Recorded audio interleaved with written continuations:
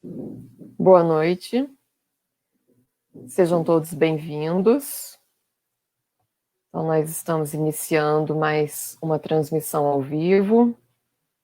Quem estiver chegando, se quiser ir colocando já que está aí. Boa noite. Boa noite. Deixa eu abaixar aqui, senão vai dar o retorno para vocês. Bom, antes da gente começar, eu vou dar alguns avisos, como já de costume, né? Então, lembrando que o atendimento fraterno ele está sendo feito por telefone.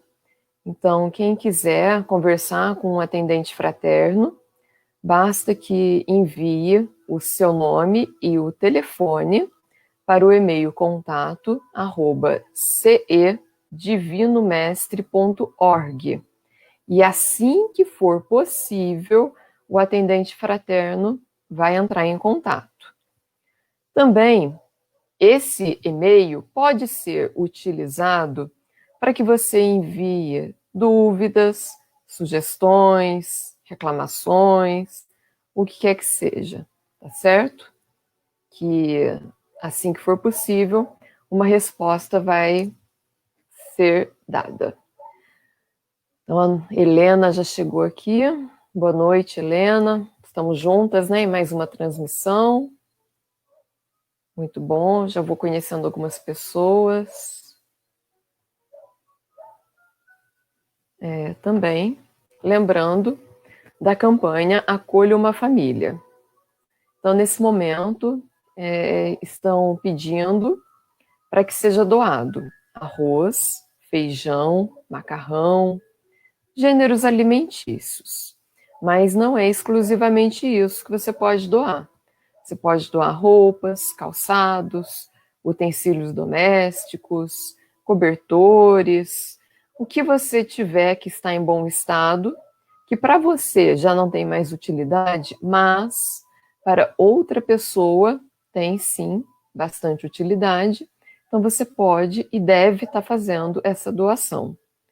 Então basta que leve às segundas, quartas ou sextas-feiras, das 9 ao meio-dia, na obra social Célio Lemos, que sempre vai ter alguém lá para poder receber a sua doação. Caso você não possa ir até lá, então você envia um WhatsApp para a Iris, que é a coordenadora do Bem Me Quer, e combina com ela como que pode estar fazendo essa doação. O WhatsApp dela é o 981630807. Se vocês tiverem alguma dúvida do que eu falei, pode estar colocando nos comentários que eu respondo, explico melhor. A Silvia também está aqui, já chegou. Boa noite, Silvia. Então, vamos fazer a nossa prece para que a gente possa chamar o nosso palestrante da noite, que é o André. E ele vai falar um tema hoje bastante importante, que é a revolução definitiva. E quem quiser fazer pergunta, pode fazer, que a pergunta estando dentro do tema, ele vai responder. E então podem ir colocando seus comentários, fazendo suas perguntas, que isso é muito gostoso a gente ver vocês participando e poder estar colocando, ajudando, né? Que a gente possa estar ajudando, respondendo as perguntas. Então vamos juntos, fechando os nossos olhos. E vamos agradecendo a Deus por permitir que estejamos juntos mais um dia e mais uma oportunidade, pelo amparo que nós recebemos, pela capacidade que nós temos de pensar, de discernir. Vamos agradecendo àqueles que estão à nossa volta, ao nosso alimento, aos nossos trabalhos, por nós termos onde morar, ao amor que nós temos. Vamos agradecendo por tantos e tantos motivos que cada um de nós tem para ser grato. E vamos juntos pedindo a Deus que olhe pelo nosso planeta, envolvendo a todos nós, em cada canto desse globo, em fluidos e vibrações de amor e de paz, nos auxiliando a conseguirmos vencer as nossas dificuldades e nos tornarmos pessoas melhores e que tenham a capacidade de contribuir para que este possa se tornar um planeta melhor. Que a paz e que o amor de Deus esteja conosco, agora e sempre, que assim seja. Bem, eu não sei o que aconteceu, mas o André, ele perdeu a conexão e então a gente vai aguardar ele poder voltar, tá? Acabei de ver, ele estava aqui até agora, então vamos aguardar um instante que ele já está voltando. Estou aqui vendo com ele.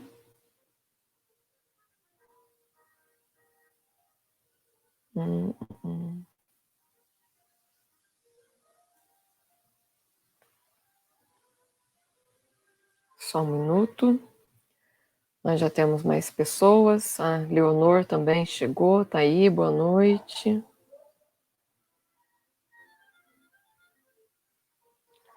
Ah, tá aqui, o André chegou.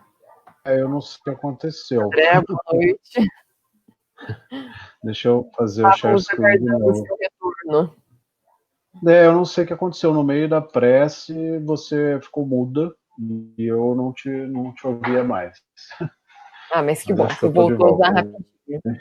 E olha, isso pode acontecer, viu, gente? Ontem aconteceu com o Luiz Eduardo de manhã, no meio assim, ele caiu, e aí a gente aguardou um minutinho, o tempo dele voltar. Então, é normal, tá bom? André, tô colocando seus slides.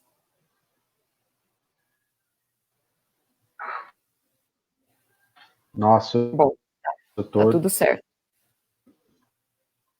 Então, tá me ouvindo?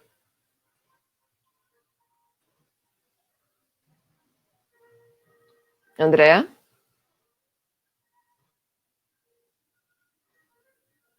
Boa noite, Lila. Boa noite, Ana Lu. Tá me ouvindo, André? Eu perdi de novo, não te ouvi de novo, Carol. A gente tá te ouvindo. E você, tá ouvindo agora? Agora eu tô te Sim, a gente ouvindo, tá mas te eu não ouvindo. tava. Tá, Sim. então tá bom. Posso Você começar ficou então, né? travado. Pode começar, tá? Então tá bom. Então vamos lá. Boa noite a todos, antes de mais nada. Como a Carol já adiantou, nós vamos falar sobre um tema que é muito legal, não é um tema pesado, não é um tema que vai exigir muito da nossa dimensão mental, vamos dizer assim, né? Então não tem grandes conceitos muito complicados. E o tema central, o tema da palestra, o tema da nossa conversa é a revolução definitiva. E a primeira vez que eu me deparei com a proposta desse tema, eu pensei comigo mesmo assim, mas será que eu perdi alguma parte da doutrina espírita, né? Em que se dizia, espíritas, pegai as espadas e ide à lutada, né? Qualquer coisa do gênero, porque o título, né, Revolução, pode remeter a algo assim, né? E eu não sei o que vocês pensaram sobre esse tema quando se depararam com ele aí nas divulgações que foram feitas. Mas é claro que não tem nada a ver com isso que eu falei, né? Ninguém vai pegar em arma coisa nenhuma. Então, para que a gente possa construir um raciocínio e possamos caminhar juntos nessa noite, nessa conversa, e eu possa levar vocês ao lugar onde eu acho que a gente deva chegar com essa conversa, eu fui buscar justamente no Evangelho do Espiritismo um apoio, né? Algo que eu chamo de o ponto de partida para a nossa conversa. E essa imagem que aparece agora aí para vocês, ela tem tudo a ver com o capítulo em que eu busquei, vamos dizer assim, esse apoio. Não sei se alguns conseguem identificar a cena que está retratada na imagem, mas foi neste momento, nesta passagem de Jesus, em que ele proferiu a seguinte frase: meu reino não é desse mundo, né? E esta frase de Jesus, ela também dá título a esse capítulo do Evangelho segundo o Espiritismo, que trata, né, desse assunto. E esse capítulo, e o que vai contido nele, no Evangelho segundo o Espiritismo, é tanto, o tema em si é tão importante, que esse capítulo já é o segundo capítulo do livro, né, do Evangelho segundo o Espiritismo. E ele é importante porque ele encerra, e eu peço que vocês prestem bastante atenção no que eu vou falar, ele encerra a base para que a gente possa bem isso, para que os ensinamentos de Jesus façam sentido para nós, na época em que nós nos encontramos, da nossa evolução, e nesse mundo, né, que sabemos é um mundo de provas e expiações. Então, tudo isso por trás dessa frase, meu reino não é desse mundo. Então, vamos ver qual foi o contexto em que Jesus falou isso. Então, na imagem, na verdade, Jesus está de frente ao juiz, né, que não interveio contra os fariseus na condenação de Jesus, né, a morrer na cruz. Né? Ele foi, inclusive, o autor daquela frase que também conhecemos, né, lavo minhas mãos. Né? E aí, Pilatos, então, tendo feito vir Jesus no palácio, né, no seu palácio lá do governador, ele lhe disse, ou lhe perguntou, né, sois o rei dos judeus? E Jesus respondeu, meu reino não é deste mundo. E aí é que entra, então, essa frase. Né? E explicou, se meu reino fosse destes, teriam combatido para me impedir de cair nas mãos dos judeus. Mas meu reino não é daqui.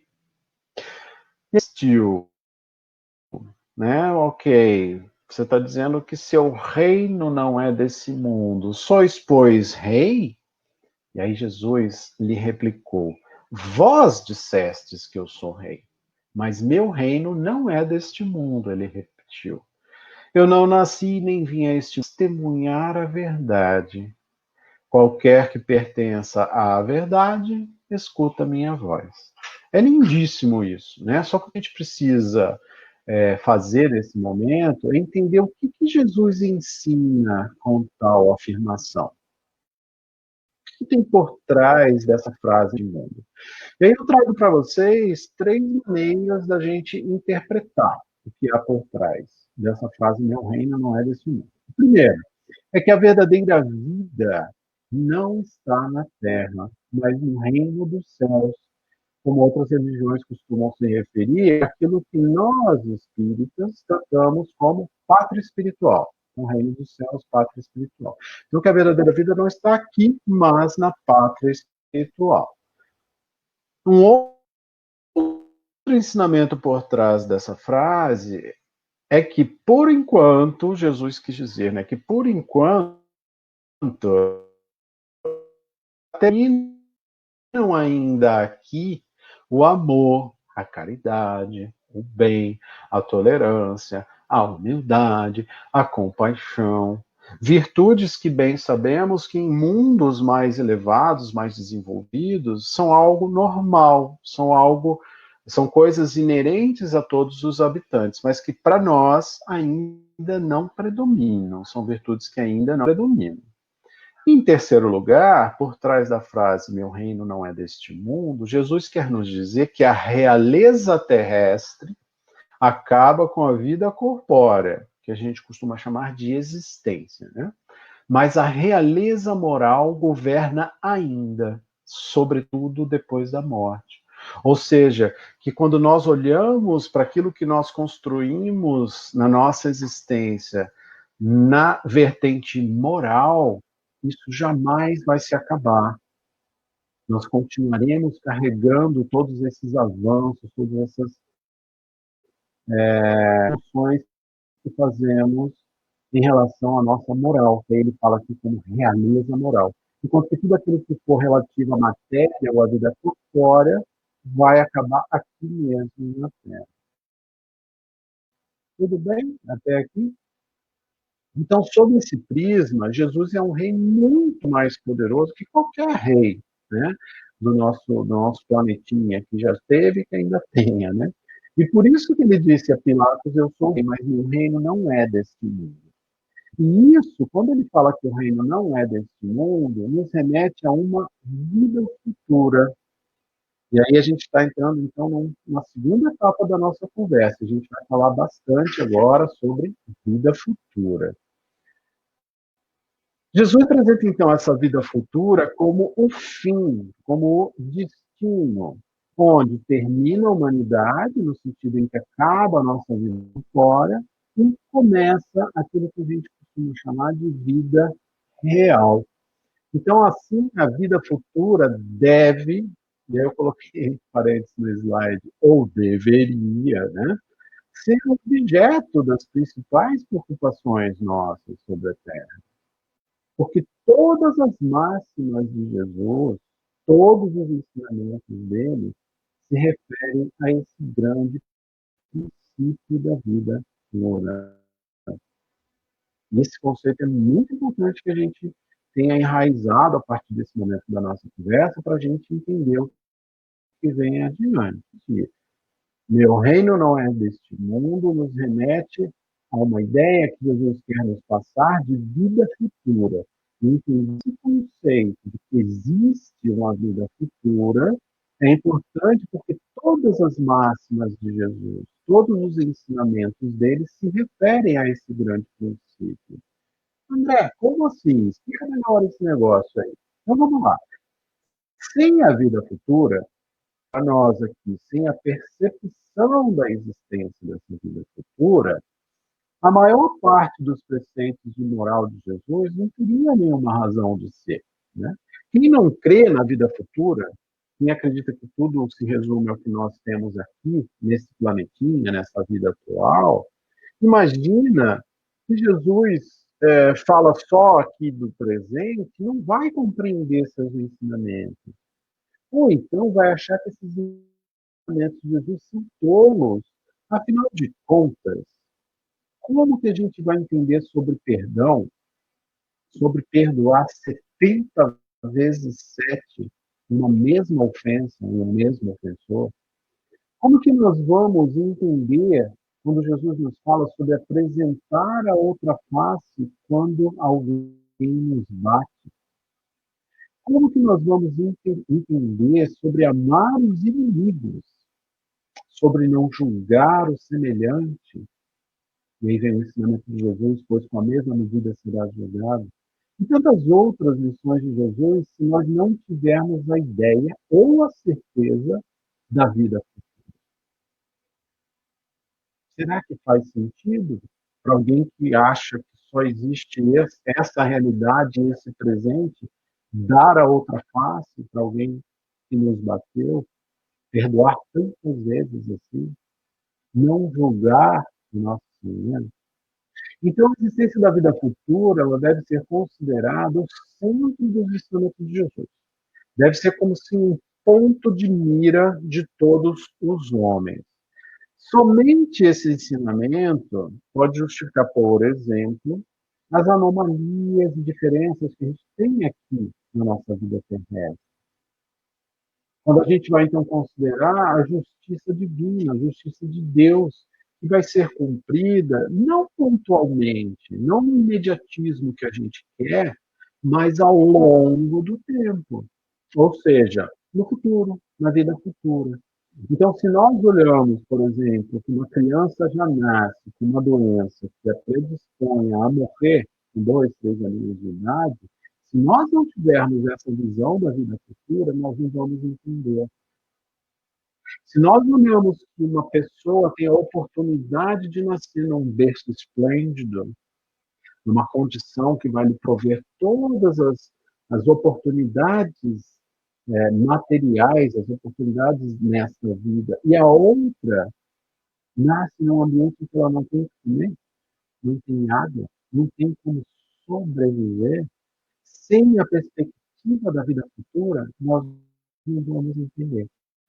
Então, para que a gente entenda essa justiça de Deus, também precisamos aceitar, entender, acreditar ou ter a certeza dessa vida futura.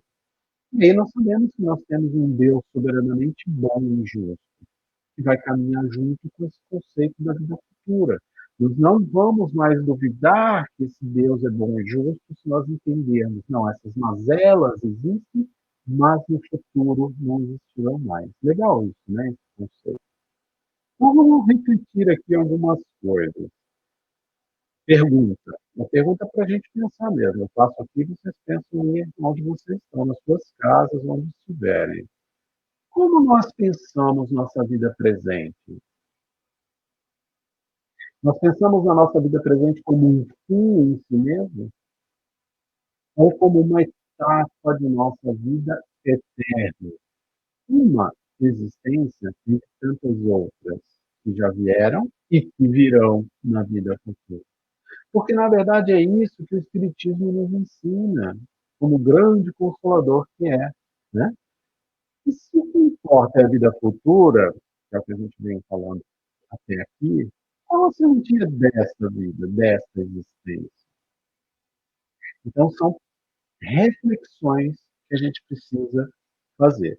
Vamos lá, olha só que legal esse esquema aqui. Então, a ideia clara e precisa que se faz da vida futura nos dá uma fé inabalável no futuro, e essa fé tem consequências imensas sobre a nossa moralização, quando muda completamente o ponto de vista sobre o qual examinamos a vida terrestre. Isso aqui praticamente resume toda a nossa conversa. Então, vou ler de novo. Ó. A ideia clara e precisa que a gente tem da vida futura nos dá uma fé inabalável no futuro. E essa fé tem consequências imensas sobre a nossa moralização agora. De que forma? Mudando completamente o ponto de vista sobre o qual nós examinamos a vida terrestre, a nossa vida, como nós atuamos neste mundo que nos encontramos. E sobre esse ponto de vista, aí eu trago também 3 exemplos, vamos dizer assim, de como que a gente muda o ponto de vista daquilo que vivenciamos diariamente nesse mundo de provas e expiações, com essa visão da vida futura. Primeiro, a vida corporal passa a ser entendida como uma passagem, uma escola, uma curta estação, e não um fim em si mesmo. Legal isso, né? Depois, as vicissitudes e as tribulações da vida, né, que a gente costuma chamar de provas, são compreendidas como incidentes que a gente recebe com paciência, sabendo que elas são de curta duração e que devem ser seguidas de um estado mais feliz na vida futura. Legal, né? A morte, por fim, não é mais vista como apavorante. É o terceiro ponto de vista que a gente vai modificar, né, a maneira como a gente enxerga a nossa existência. Então, a morte não é mais vista como algo apavorante. A gente entende que ela não é mais a porta para o nada, mas sim a libertação, que abre a entrada de uma morada de felicidade e paz. Então, são 3 pontos de vista que a gente passa a ter quando a gente tem em mente essa vida futura. E como eu falei, tem origem lá atrás, naquela frase que é um grande ensinamento de Jesus, quando ele fala, meu reino não é deste mundo. Olha quanta coisa, né? Por trás de uma simples frase, um ensinamento de Jesus. Sobre essa felicidade, eu gostaria também de trazer 3 reflexões. Primeiro, nós temos direito a ela? Nós temos direito à felicidade aqui, neste mundo, nessa existência? Vocês o que acham? Segunda reflexão, nós podemos encontrá-la e vivenciá-la agora? Nós podemos ir ao encontro de uma felicidade nessa vida que a gente tem agora? E outra pergunta, como que a gente alcança a felicidade nesse estágio evolutivo, nesse momento que a gente se encontra agora? E aí, o que acontece normalmente com a gente, alguns vão concordar comigo, outros não, mas veja só se faz sentido para vocês. Nós estamos o tempo todo buscando a felicidade lá no fim, né? A gente está sempre projetando lá no futuro a felicidade. E a gente se esquece de buscar a felicidade no nosso dia a dia, no caminho que a gente está percorrendo. E não, né? A gente, via de regra, nunca está feliz com a nossa vida. Né? Quem tem nada, o pouco, quer alguma coisa. Quem tem muito, quer mais. Né? E a gente está falando aqui de coisas materiais. E a gente acaba se esquecendo de dar valor àquilo que nós temos como dádiva, como presentes divinos. Coisas como a família, como o lar, como a pátria, como os amigos. Muitas vezes até as nossas conquistas, aquilo que fruto do nosso esforço, da nossa dedicação, a gente conquista. A gente esquece isso. A gente joga a felicidade lá na frente. Então a gente está sempre buscando a felicidade onde ela não está. E normalmente, aqui vem o segredo, ela está do nosso lado. Mas nós costumamos acreditar que a felicidade está ali, pertinho da gente, do nosso lado. E aí o que acontece? Quem mora na praia, quer morar na montanha. Quem mora na montanha, quer morar na praia. Quem mora no Brasil, quer morar na Europa, ou então lá nos Estados Unidos, naquilo que a gente chama de primeiro mundo. Né? E adivinhem só, quem mora na Europa, quer morar onde? No Brasil. Né? E aí eu trago para vocês, nessa linha de raciocínio, né, nessa linha da nossa conversa, um poema de Vicente de Carvalho, que ele fala exatamente isso. Olha, essa felicidade que supomos, árvore milagrosa que sonhamos, toda arreada de dourados pomos, existe sim, mas nós não a alcançamos, porque está sempre aonde nós a pomos. E nós nunca a pomos onde estamos. Legal isso, né? Então a gente coloca a felicidade como uma placa remete, essa placa aí de trânsito, né, que está aí projetada para vocês, a gente sempre coloca a felicidade como uma setinha lá para frente, lá para o futuro. Né? Parece que ela nunca está ao nosso alcance. E, na verdade, o que a gente precisa mesmo é só olhar para o lado, né? E encontrar motivos para atribuir a nossa felicidade às coisas boas que acontecem ao nosso redor. Então, fica essa pergunta, né? A que atribuímos nossa felicidade? Faça essa pergunta para você mesmo. A que você atribui a sua felicidade? Ao ter? E aí eu trago aqui dois exemplos, né, de eventos que nós temos na nossa sociedade, no nosso dia a dia, que é Black Friday e o Natal, né?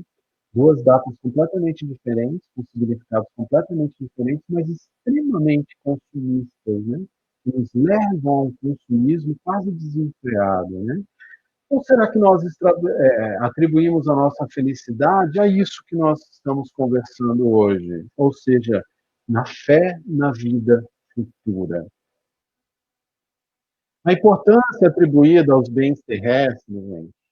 E aí você vai falar, André, essa frase é muito clichê, né? Todo mundo fala isso, mas é porque é isso mesmo, né?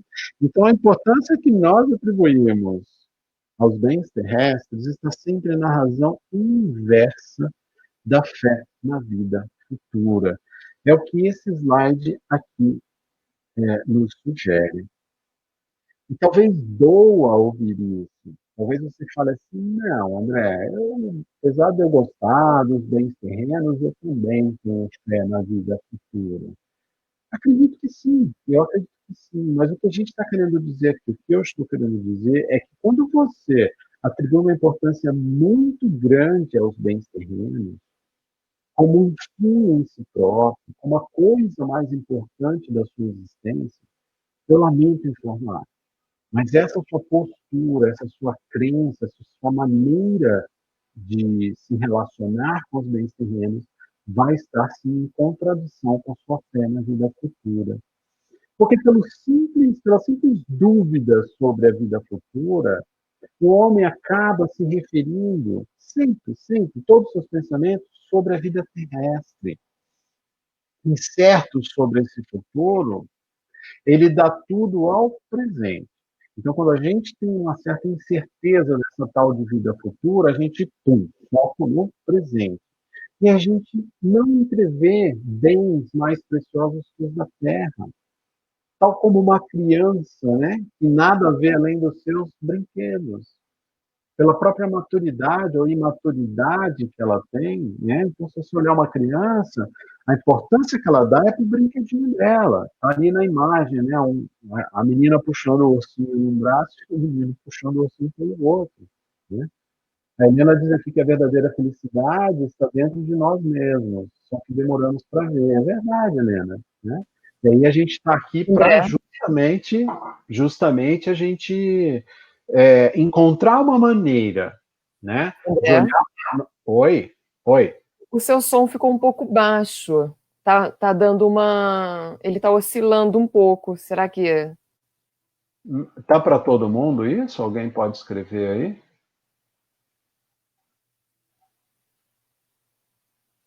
Alguém pode escrever se está me ouvindo bem ou se o som ficou baixo, como a Carol está A gente tá falando? te ouvindo, mas ele tá um pouco. Ele ficou um pouco baixo. Em alguns momentos ele volta a ficar alto. Eu não sei o que Eu pode até ser, mas achei um seria... momento que você estava tampando o fone, que a sua mão estava para baixo. Você Não. tinha batido alguma coisa, não? Eu tô com a mão solta aqui. Agora Alguém já está melhor.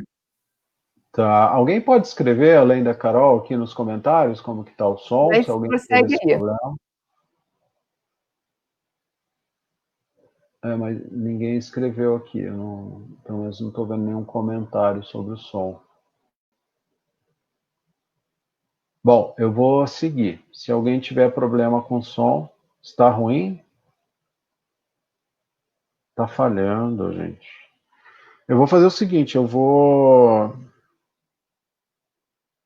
tirar então aqui, eu acho que é o fonezinho aqui da...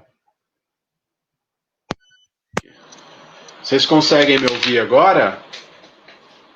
Agora ficou outra coisa, tá muito melhor. Tá melhor? Uhum. Tá bom. Então vamos seguir aqui desse jeito, então. Então tá. Aqui a gente já passou por esse slide. Então, tomando... está ok. Então tá bom. Então, tomando o ponto de vista a partir da vida terrestre, no centro, né, dessa vida terrestre, a gente mesmo está colocado. Ok, está ótimo. Então, a gente tem que entender também que nós, em casa, temos também uma internet, né? Que pode estar oscilando também, né? Então, vamos ver se aqui melhora para não ter esse problema. Bom, então, tudo que se a gente tem esse foco sempre nessa vida, na vida terrestre, parece que tudo toma, assim, proporções muito vastas, né? O mal que nos atinge, o bem que a gente entende que compete aos outros. Então, tudo parece que adquire aos nossos olhos, né, uma grande importância. Uma grande importância no sentido, assim, de uma importância exagerada, né? Agora, vamos lá. André, isso significa que nós não podemos ter nenhum prazer terrestre? Então, ter essa visão da vida futura significa que a gente, anula todos os seus prazeres terrestres, o seu bem-estar? Não, né? Então, Deus não condena os prazeres aos quais nós estamos aqui suscetíveis e temos oportunidade de gozar, mas sim o abuso que muitas vezes nós fazemos em prejuízo das coisas da alma, né? E aí eu trago aqui um resuminho bem legal para vocês com relação a isso, sobre a felicidade e o bem-estar aqui onde a gente, nesse momento, nessa vida em que a gente se encontra. Então vamos lá, o homem procura instintivamente seu bem-estar. Então isso faz parte da nossa vida, da nossa rotina, do nosso instinto, né? Essa procura pelo bem-estar nos força a melhorar todas as coisas ao nosso redor, pois nós temos o instinto do progresso e da conservação. São, inclusive, duas leis divinas, né? Lei do progresso e lei da conservação. E agora, o mais importante, com a certeza da vida futura, nós atribuímos ao presente apenas uma importância relativa. Então, toda essa busca do bem-estar, ela passa a ser importante, mas tem uma importância relativa e não absoluta, porque nós sabemos que nós temos um futuro ainda pela frente. Legal, né, esse esqueminha. E eu diria para vocês que, assim, nesse ponto, né, eu poderia encerrar a palestra, mas nós precisamos ainda seguir em frente, porque nós precisamos saber como fazer isso. Como colocar na prática a vida futura como mais importante que o presente, com o nosso presente. Ou, em outras palavras, nós precisamos aprender a fazer a nossa revolução definitiva, que é o tema da nossa conversa de hoje, né? Então, vamos lá. A revolução definitiva. O que significaria, então? Significaria transformar o mundo em que nós vivemos. André, mas como? Como que eu faço isso? Olha o menininho aí com a luneta, né? Como Jesus nos ensinou, dando importância às coisas que realmente importam e a todas as suas máximas, a todos os ensinamentos dele, que ele nos trouxe com palavras e com seu exemplo. Parece simples, né? Então, o que ou quem nos impede disso? Sabem a resposta, né? Nós mesmos. Nossos vícios, nossas imperfeições, nosso materialismo, nosso orgulho, nosso egoísmo. E o nosso foco apenas na vida presente. Então, o que a gente deve fazer? Mudar. Promover aquilo que nós espíritas entendemos, estudamos bastante, que a gente chama de reforma íntima. Que é olhar para dentro de nós, como a Helena falou lá, né? E buscar em nós maneiras de nos livrarmos desses vícios, dessas imperfeições, desse materialismo muitas vezes exacerbado que nos domina. E por que reforma íntima, né? Aí Richard Simonetti, nesse livro Temas de Hoje, Problemas de Sempre, nos fala: por que fazer a reforma íntima? Para suprimir, educar, mitigar, né, que é diminuir, o orgulho e o egoísmo. Esses dois sentimentos perniciosos próprios desse estágio em que nós nos encontramos e que nos inspiram a analisarmos as situações pelo prisma de nossas satisfações e interesses pessoais, que criam, como a imagenzinha sugere aí do lado, ó, as desigualdades sociais. E quando nós falamos nesse tema revolução definitiva, a gente fala, sim, sobre desigualdades sociais. Vamos lá. O orgulho e o egoísmo geram a falsa impressão de que alguém é mais importante que seus semelhantes, em face daquilo que a gente dá importância na nossa sociedade, posição social, cultura, dinheiro. E ela é uma falsa ideia, porque se a gente observar a contribuição de cada um de nós na sociedade, fica muito difícil a gente considerar um médico mais importante do que um operário, por exemplo. Porque enquanto o médico sustenta a saúde, né, da comunidade, a nossa saúde, o operário também tem o seu papel importante, que é de produzir os bens que a gente consome e que garantem essa vida nessa mesma comunidade, né? É o famoso, então, você sabe com quem está falando? E quando nós temos essa visão de que não tem ninguém mais importante do que o outro, essa pergunta, ela perde todo o sentido, né? Ela não se encaixa mais. Quando alguém fala isso pra gente, a gente torce o nariz, não faz mais sentido, né? Sobre isso, sobre você sabe com quem está falando, eu busquei no mesmo capítulo 2, né? Meu reino não é deste mundo, como uma realeza terrena, que foi ditado por uma rainha de França, lá em Havre, em 1863. Olha que legal, é só um pedaço, tá? Ela fala assim, ó: quem melhor do que eu pode compreender a verdade destas palavras de Nosso Senhor? O meu reino não é deste mundo. O orgulho me perdeu na terra. É uma rainha, né, que desencarnou e está falando isso depois que chegou lá na pátria espiritual. Quem, pois, compreenderia o nenhum valor dos reinos da terra se eu não compreendia? Que trouxe eu comigo da minha realeza terrena? Nada, absolutamente nada. E como que para tornar mais terrível a lição, A minha riqueza, a minha realeza, nem sequer me acompanhou até o túmulo. Rainha entre os homens, como rainha julguei que penetrasse no reino dos céus. Que desilusão! Que humilhação quando, em vez de ser recebida aqui como soberana, vi acima de mim, mas muito acima, homens que eu julgava insignificantes e aos quais desprezava por não terem sangue nobre, isso quando estava encarnada.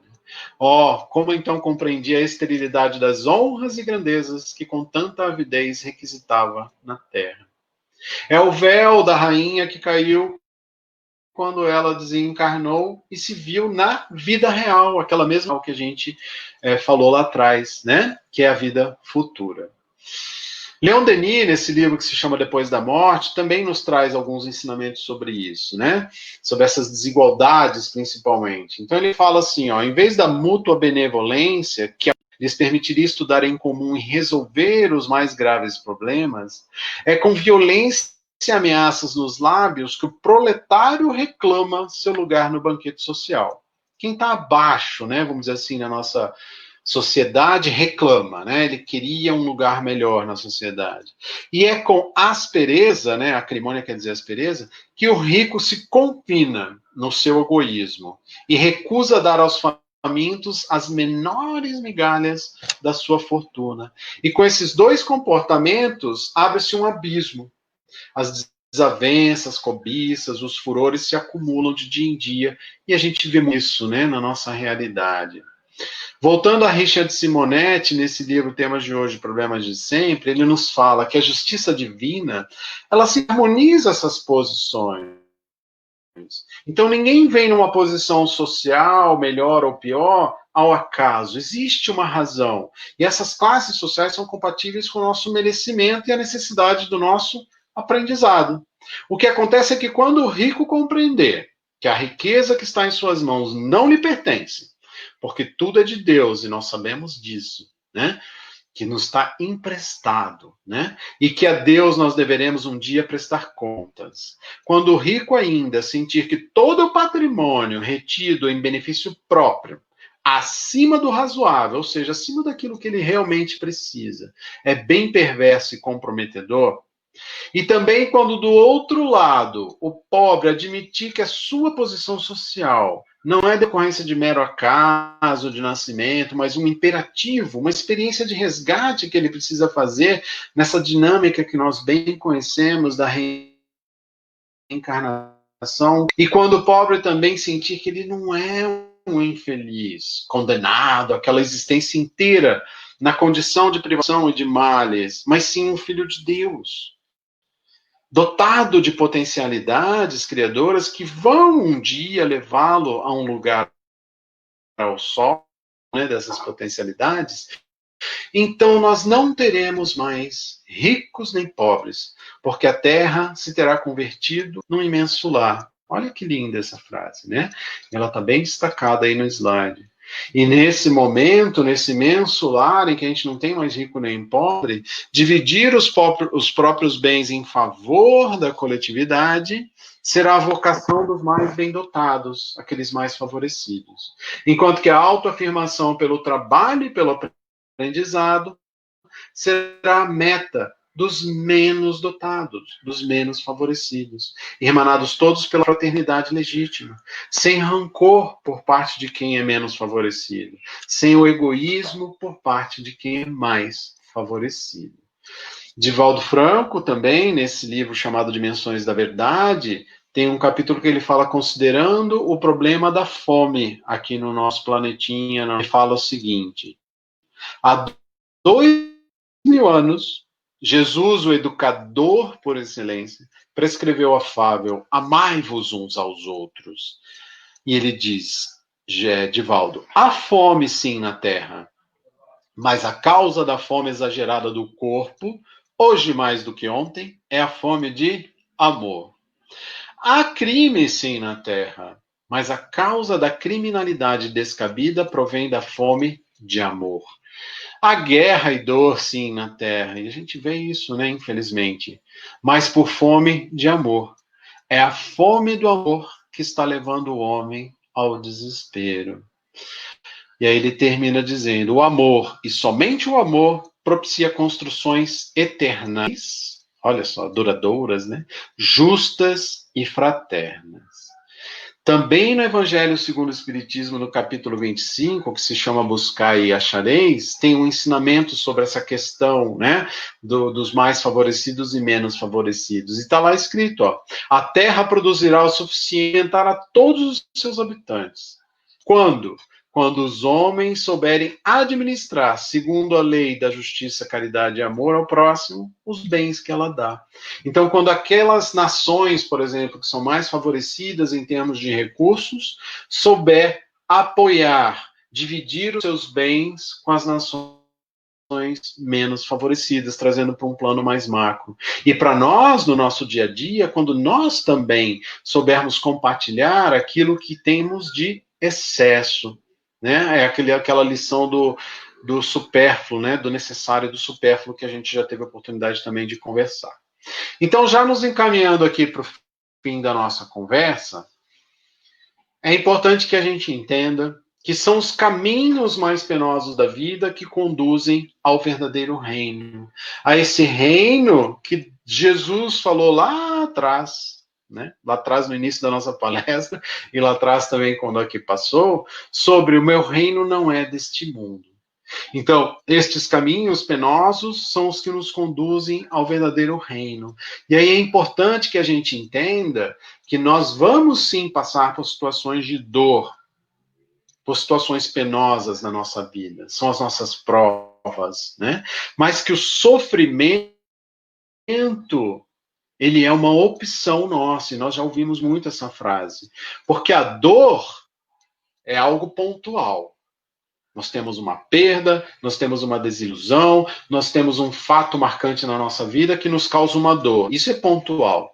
Sofrer ou sofrimento é quando a gente pega essa dor e a gente a perpetua. A gente fica remoendo, a gente fica lembrando, a gente fica falando, não é isso? Sobre essa dor. Então, por isso que a gente fala, vocês já devem ter ouvido falar isso, né? Que a dor é obrigatória, mas o sofrimento é opcional. Nós escolhemos ou não sofrer. Vai nesse sentido. Então nós estamos, sim, num estágio onde a gente tem que passar por situações difíceis. A gente está num mundo de provas e expiações, e elas nem sempre são fáceis, né? As nossas provas nem sempre são tão fáceis assim quanto o outro pensa, né? Quanto os outros que nos cercam pensam. Mas a maneira como a gente encara essas provas é que vai nos impulsionar mais rápido ou mais devagar a esse futuro, a essa vida futura que a gente, todos nós buscamos e que com certeza um dia a gente vai alcançar. No fundo, vocês vão concordar comigo, o que nós queremos é a nossa felicidade plena. Mas essa felicidade plena pode alcançar ainda nesse planeta, nessa existência, nesse momento atual que a gente está.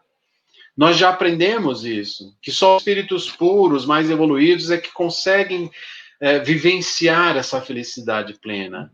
Mas também já vimos hoje, né, que o fato de querermos essa felicidade plena lá como fim, não significa que nós não podemos ser felizes agora, nesse caminho que nós estamos trilhando. Nós podemos e devemos saber que temos o direito de buscar a felicidade já, agora. E o segredo para conseguir alcançar essa felicidade, apesar de ser relativa, né, foi Jesus quem nos ensinou. E ele nos diz, inclusive dizendo, né, que o meu reino não é deste mundo, olhem para a vida futura, que nós não vamos encontrar felicidade nas coisas materiais. Porque essa felicidade que nós buscamos e achamos que encontramos nas coisas materiais são passageiras. Tão passageiras quanto é a nossa vida nesse mundo. Vamos viver sem culpa. Vamos viver sem medos. Sem medo que levamos, sem culpa nem pelos bens que temos à nossa disposição. Mas, por outro lado, não vamos criar a ilusão de que essas coisas, esses bens de que dispomos, que nós vamos guardá-los para sempre, porque eles não são eternos. Os bens que levamos daqui e que vão fazer toda essa em nossa vida futura são os bens morais e não os materiais, né? A Marisa está dizendo aqui, ó, resumindo, que o nosso dia a dia seja mais e nas futilidades da vida. É isso mesmo, né? Que a gente tem o mais útil. Nos lembremos disso e valorizemos nossa condição atual, seja ela qual for. E às vezes, né, a gente fala isso aqui, corre o risco de talvez alguém interpretar, nossa, está diminuindo a minha dor, né? Eu tenho uma vida tão miserável e ele está dizendo que eu tenho que me conformar com isso. Eu não estou diminuindo a dor de ninguém, mas é um ensinamento. Nós precisamos valorizar e sermos gratos por aquilo que nos é dado, da maneira que nos é dado, né? Então vamos aceitar a necessidade constante da nossa reforma íntima, porque ela é a nossa revolução definitiva. E vamos entender que as dores fazem parte de nosso crescimento. Mas saibamos encarar essas dores com confiança e fé em Jesus, e nosso Pai e Criador. Um Deus que nós sabemos e que nós já vimos hoje, que é justo e bom. E jamais, jamais nos esqueçamos de que nós nunca estamos sozinhos. E é com essa imagem de Jesus estendendo a mão para um de seus irmãos, um de nós, oferecendo a sua ajuda, que eu encerro, então, a nossa conversa na noite de hoje. Agradecendo a presença de vocês, eu espero que tudo aquilo que eu falei possa fazer sentido para cada um de nós. Nós precisamos pegar toda essa conversa, todos esses ensinamentos que estão por trás de uma frase que Jesus disse a Pilatos: meu reino não é deste mundo. Olha quanta coisa a gente conseguiu extrair disso, né? E aplicar na nossa vida a partir de hoje. Entender que todos esses ensinamentos fazem parte do nosso dia a dia. E entender também que não é assim, ó, da noite para o dia que a gente consegue dar esse salto, né? E nos livrarmos dessa materialidade que muitas vezes nos acompanha. Mas que nós precisamos fazer esse esforço, como espíritas que somos, né? Um esforço de nos melhorarmos, olhando para essa vida futura. Não é isso? Tudo bem? Então eu vou terminar aqui fazendo uma prece, a pedido da Carol, para a gente encerrar. E convido vocês a fecharem seus olhos, pois fechando nossos olhos, nós eliminamos momentaneamente o nosso sentido da visão. Com os olhos da mente e com o nosso coração, as palavras da prece de encerramento, que eu começo com agradecimento. Agradecimento a Jesus, nosso querido mestre, nosso irmão, e a nosso Deus, ao nosso Pai, que é bom e justo, pela oportunidade que tivemos de passar essa última hora, conectados, ainda que à distância, ao lar, para uma noite de aprendizado, para uma noite de troca, para uma noite de reflexões. Rogamos para esse de encerramento que possamos, como eu falei antes, incorporar aquilo que couber na nossa vida, buscando a nossa reforma íntima e o nosso melhoramento, a nossa evolução pessoal. E pedimos não só por nós, pedimos para todos aqueles que nos cercam, com quem convivemos ou com quem encontramos no nosso dia a dia. Que nossos dias futuros, que a nossa vida futura seja melhor do que hoje. Mas ela só será melhor se nós fizermos a nossa parte. Então, que estejamos amparados pela espiritualidade para conseguirmos, passo a passo, degrau por degrau, avançar e subir nessa escada da evolução rumo ao reino de Deus, ao reino que Jesus nos trouxe como o verdadeiro, aquele que nos aguarda. Estejamos sempre com Jesus, tenham todos uma boa noite e até a próxima oportunidade. Nós que te agradecemos, André. Realmente o tema foi muito gostoso de ouvir, para a gente poder refletir bastante. Então, nós te agradecemos e aguardamos você numa próxima oportunidade. E eu convido vocês para amanhã, Carol. o próximo tema, o próximo palestrante. Amanhã é a Luzia Maciel, e ela vai falar sobre... Eu perdi aqui, só um minutinho. Bom, a Luzia amanhã vai falar, que vai fazer a palestra, e no domingo, eu já convido também, a gente já vai falando para vocês poderem ficar sabendo, né? Porque tem muitas pessoas que acabam não acompanhando o Facebook e não vê as postagens. Aí no domingo também tem, às 9h30, vai ser a Lívia. Então amanhã, a Luzia Maciel, Adversários Cruéis, vai ser o tema. E a Lívia no domingo com nossos preconceitos. Então nós agradecemos a todos vocês que estão nos acompanhando, que estão aqui junto de nós. Desejamos uma boa noite, uma boa semana e até a próxima.